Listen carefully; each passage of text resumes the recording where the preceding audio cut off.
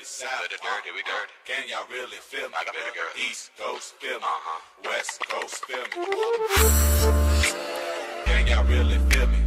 East Coast feel me, say what? West Coast feel me. Dirty south, dirty, dirty. Can y'all really?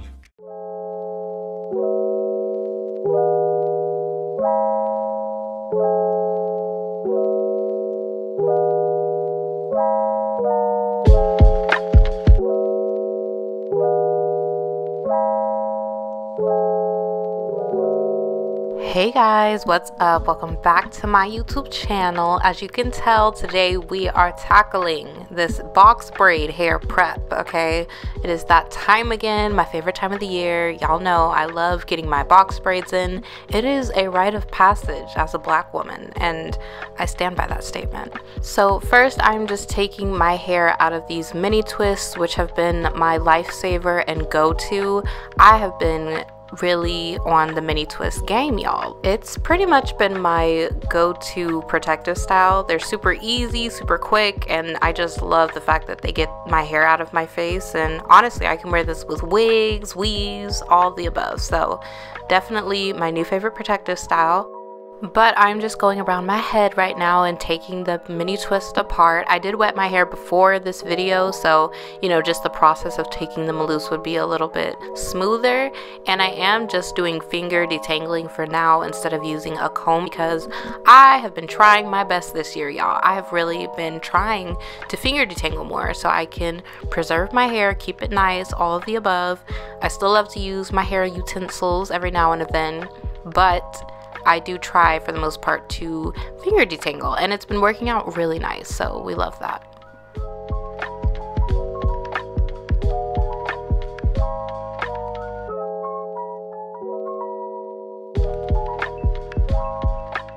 So this is, I just wanted to show you guys, just in case anyone was hoping to see like what the actual mini twists look like. On the left side is my hair all pulled out and finger detangled, and then on the right side is the mini twist just untwisted without me detangling at all, just so you can see how well they hold shape, which is pretty good. Most of the product in my hair is washed out at this point. I did have product in it before, but it's all out now, so we are all natural and ready to get this wash day going. So for shampoo, we're going to be using this Carol's Daughter Wash Day Delight Water to Foam shampoo, and I actually like it. It's not bad. It's not my favorite, but one thing I do like about this line a lot is the fact that it is so smelly in the best way possible. It's got a rose smell to it, which is super strong when you first put it on, but what I found is after my wash day, it's super strong when it's on, but then after you wash it out and the day goes on, it's like this light rose scent. So I guess that's the take back of it, is it's super strong when you put it on, but I like the smell that it lingers with. Here, this is the real star of the party, honestly. This is the Carol's Daughter Wash Day Delight Jelly to Cream conditioner, and I love it. I love how it feels going on. It's hard to explain, but the jelly to cream, like, it feels like a gel when you're putting it on. Like maybe you would be using an eco style gel or a wet line gel, and then it kind of transforms into this super lathery soft conditioner, and I loved it. I love the texture of it. I like trying new things, so I was super excited to try this line, and I'm pretty much just using up the rest of it at this point. But I would say I'm a little iffy on the shampoo still, but the conditioner is 10 out of 10 for me. I love her. But again, I'm just going through and finishing the rest of my head. This is why wash days take so long for me, and I'm sure you natural girls out there can relate, especially if you have 4C hair.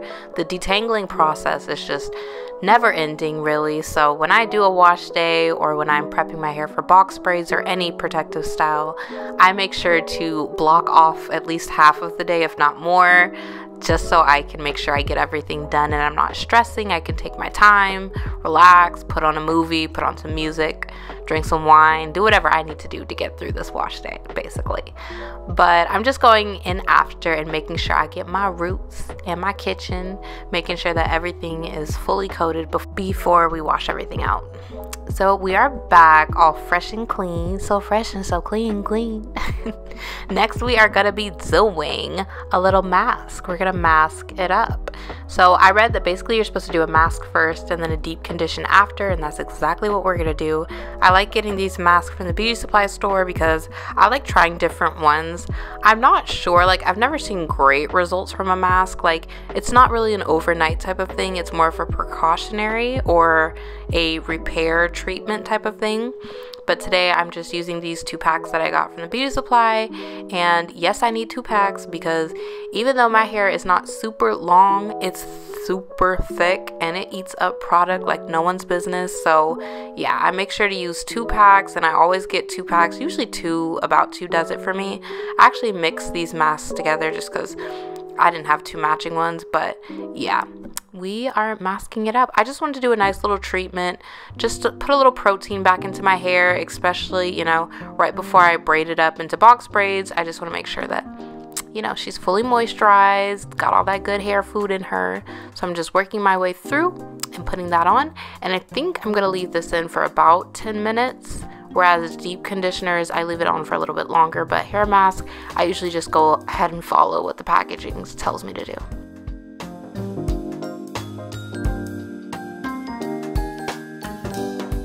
And then I'm just going in with some Hask deep conditioning packets, and again I'm using about 2 of those, moisturizing my hair, making sure I get up in there real good. And then afterwards, again, we shower cap it up. This time, because it's deep conditioning, I love to use my heating pack, which is like, this is my best purchase, truly, no regrets. And I usually leave that on for typically about 30 minutes or longer, usually 30 minutes to an hour, just depending on how I'm feeling or what I'm doing at the moment. After that, I'm just rinsing everything out. I just try to make sure to get all of the product out. That's my biggest thing, especially because I am blow drying my hair after this. So I hate that feeling of blow drying and you still have a little bit of product in it, so it's kind of sticky and not smooth. That's the worst. So I make sure that it's all washed out before I start the next process. And of course, I'm using my heat protectants from Cream of Nature and Garnier Fructis, just a little something in the hair to make sure that, you know, the hair is protected. And then my favorite thing on the planet, honestly, this thing makes my life so easy.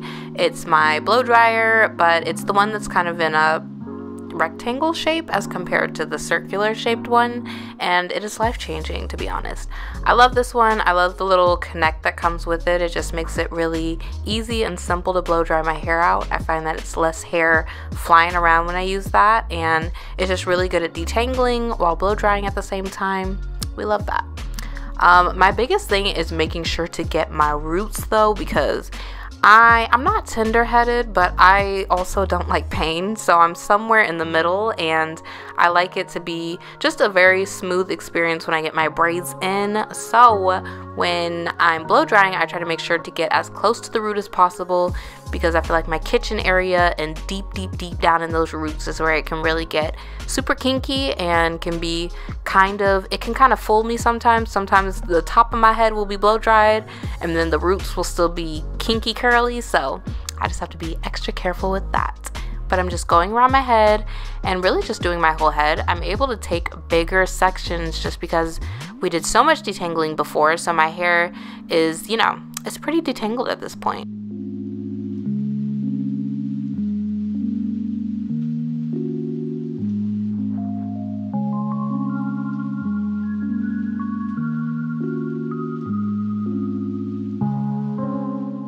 I will say also, over the years and months, I've tried to use other products in my hair when I do a blow dry routine. Like, I've tried to still have some type of cream, not cream, but like something in my hair, and what I realized is my hair does absolutely best when there's just nothing in it but heat protectant. A little bit of heat protectant, some oils, and that's it. And my hair will do just fine with just that. So that's what I used. And sometimes from time to time I'll add in a butter or something, but butters tend to be too thick anyway, so really a simple heat protectant, just something, a nice oil, does me well.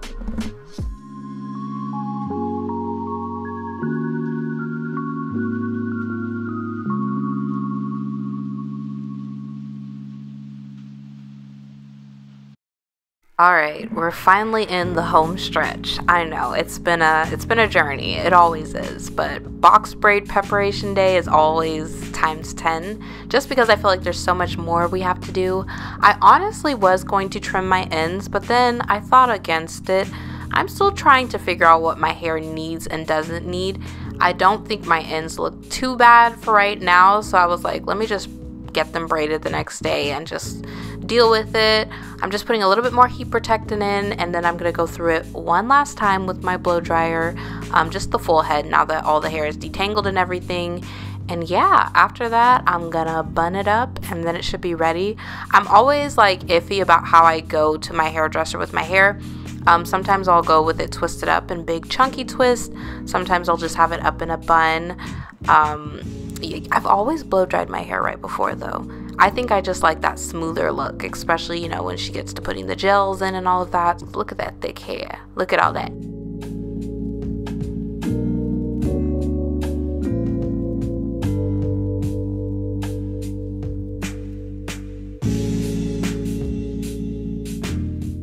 But that is pretty much it for my wash day routine. Not only wash day routine, my box braid prep routine. I like to make sure I put as much nutrients and good things into it as possible, because y'all, when I get my hair braided, okay, we keep that thing for months, okay? 2 months tops, maybe 3 is pushing it if my hair holds up, but I have these things in for a long time, as I'm sure most of you do, so I want to make sure my hair is good underneath, especially because when I get my braids out, I want my hair to be at least 5 inches longer. I don't think that's too much to ask for. Just kidding. But honestly, I want my hair to prevail, and I'm one of those people who feels like, you know, what you put into your hair is what you get out of it. So I want to make sure to prep it nice and good for these box braids so it can grow and flourish underneath them while I have my protective style in. But that's going to be it for this video today. Thank you guys so much for watching. If you liked it, please give it a thumbs up.